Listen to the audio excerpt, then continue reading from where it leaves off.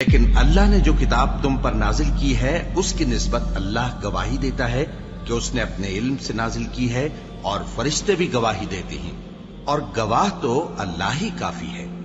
جن لوگوں نے کفر کیا اور لوگوں کو اللہ کے رستے سے روکا، وہ رستے سے بھٹک کر دور جا پڑے۔ جو لوگ کافر ہوئے اور ظلم کرتے رہے، اللہ ان کو بخشنے والا نہیں اور نہ انہیں رستہ ہی دکھائے گا، ہاں سوائے دوزخ کے رستے کے جس میں وہ ہمیشہ ہمیشہ رہیں گے، اور یہ بات اللہ کو آسان ہے۔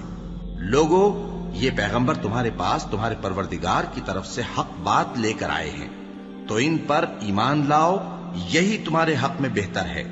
اور اگر کفر کرو گے تو جان رکھو کہ جو کچھ آسمانوں اور زمین میں ہے سب اللہ ہی کا ہے، اور اللہ سب کچھ جاننے والا ہے، حکمت والا ہے۔ اے اہل کتاب، اپنے دین کی بات میں حد سے نہ بڑھو، اور اللہ کے بارے میں حق کے سوا کچھ نہ کہو۔ مسیح یعنی مریم کے بیٹے عیسیٰ بس اللہ کے رسول ہی تھے، اور اس کا خاص حکم تھے جو اس نے مریم کی طرف بھیجا تھا، اور اس کی طرف سے ایک روح تھے۔ تو اللہ اور اس کے رسولوں پر ایمان لاؤ، اور یہ نہ کہو کہ خدا تین ہیں۔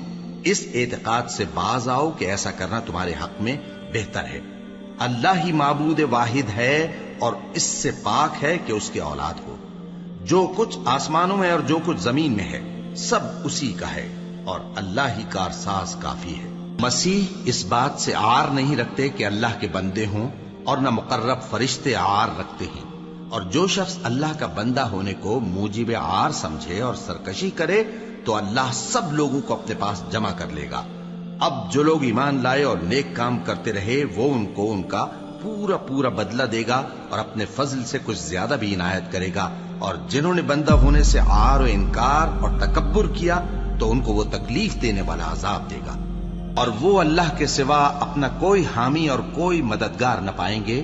لوگوں، تمہارے پروردگار کی طرف سے تمہارے پاس ایک بڑی دلیل آ چکی ہے، اور ہم نے کفر اور ضلالت کا اندھیرا دور کرنے کو تمہاری طرف راہ روشن کرنے والا نور بھیج دیا ہے۔ اللہ اکبر، اللہ